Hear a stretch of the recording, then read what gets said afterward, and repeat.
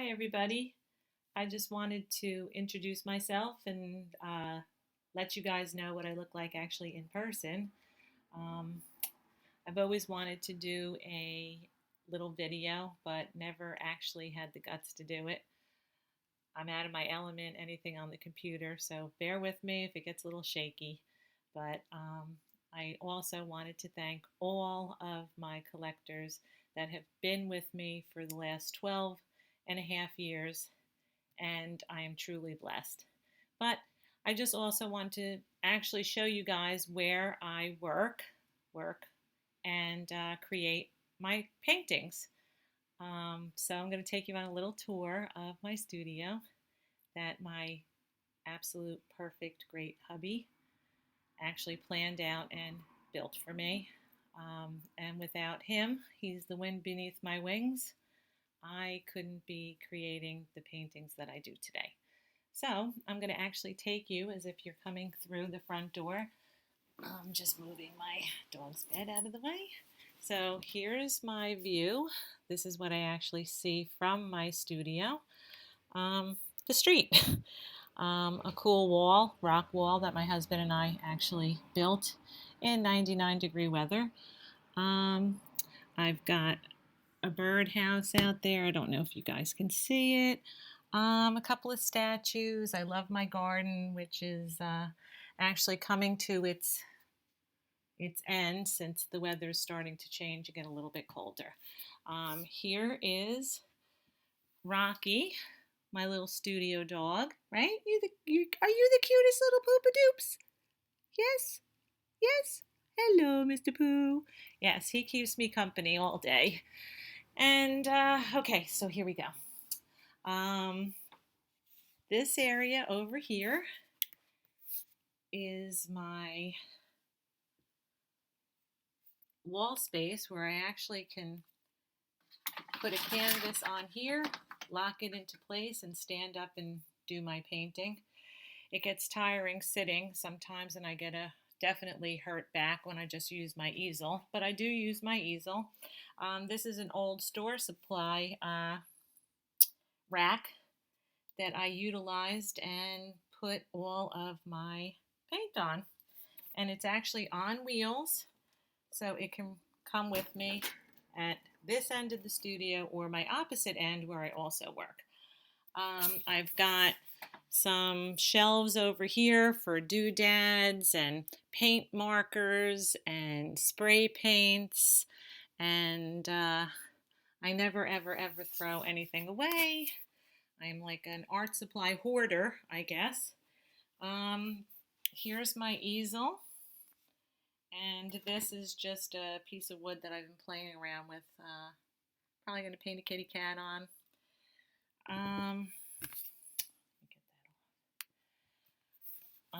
Here is my awesome IKEA utility cart, which holds all of my paint that I'm currently using, my paintbrushes, which I'm terrible because I leave them in the water, which I shouldn't. And I was going to clean up before this video, but I didn't think that was right. This is actually how I work. Over here, I have some of my paintings, which I would like to show a little bit closer view, because when you look on the website, it's very hard to get the detail. And this particular painting has a lot of detail, which isn't captured sometimes in the photos. Here's my junkyard cat, which has some bottle caps and a really cool frame, and also has a lot of nice texture on it. I do love kitty cats. This is a mermaid chest that I made for my last show. I had so many people interested in it, and then it came down to, oh, I don't have a spot to put it. Everybody really loved it. I love it, and I'm not at all sad that it didn't sell, because it was a labor of love and it took me days to do. This is all actually, if I can get it in here, like feels like it's carved in there. each side actually is painted and has a different scene on the side. Opens up for storage. This also is a piece that I created for my show out of a wooden cereal. Somebody was using it for cereal boxes. I've utilized it just to hold our games. But this too, I don't know if you guys can get the whole picture.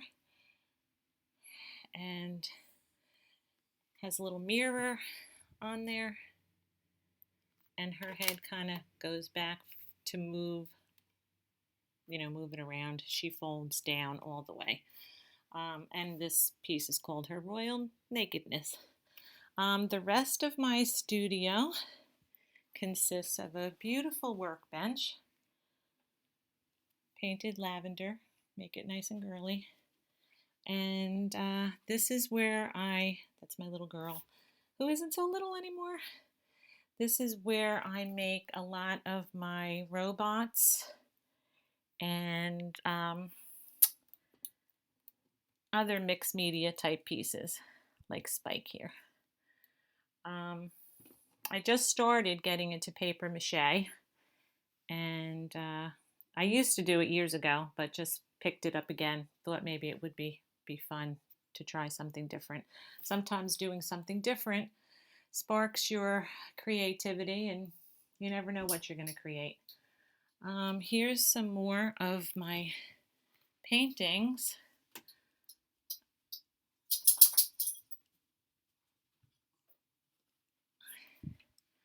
And they are great to look at.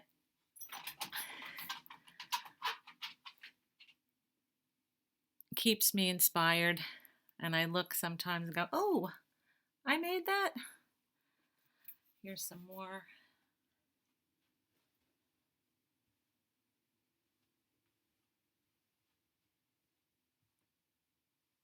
Mermaid.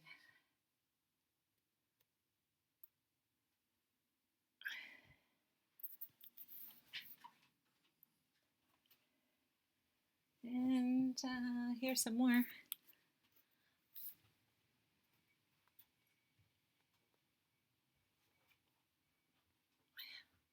Love those cool cats. They're on a break. I have some more paintings because I'm running out of space in my studio to show you. This one's actually hanging in my living room. A mixed media piece. I don't know if you guys can actually get the depth of that one. That's a large piece.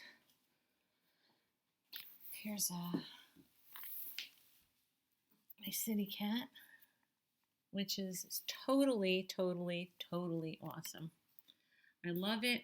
I love the texture, which again is very, very hard to see just in a photo. That's why I thought to do this video. Moon Howl is another great, awesome piece with lots of texture. Bottle caps are actually right on it. If you guys can see it, Rocky wants to see it. Here's another piece that I made with bottle caps, and it's just really a lot of nice coloring. As you can tell, I love the colors.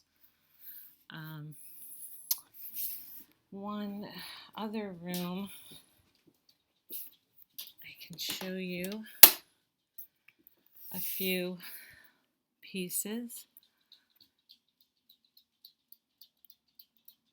Rocky's following me, if you can hear his little clicks.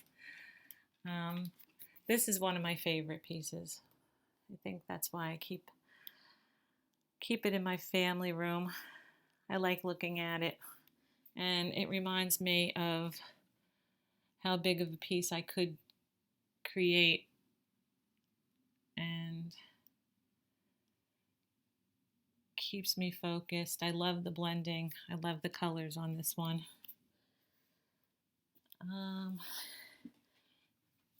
And then here's another.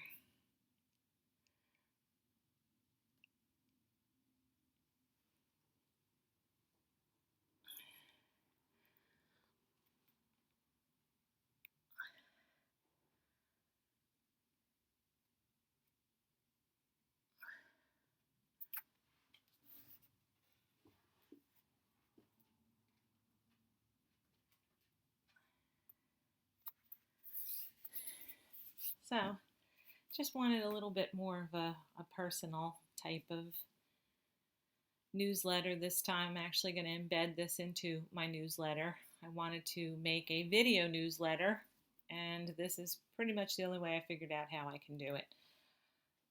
If anyone has questions or would like to post a comment or contact me, you can always do that via my website, traceyandfinley.com. As I stated in my last newsletter, things have gotten super slow in the art world, and sometimes it's depressing and discouraging, considering I have been very fortunate, very lucky to sell my artwork, and basically this is my job.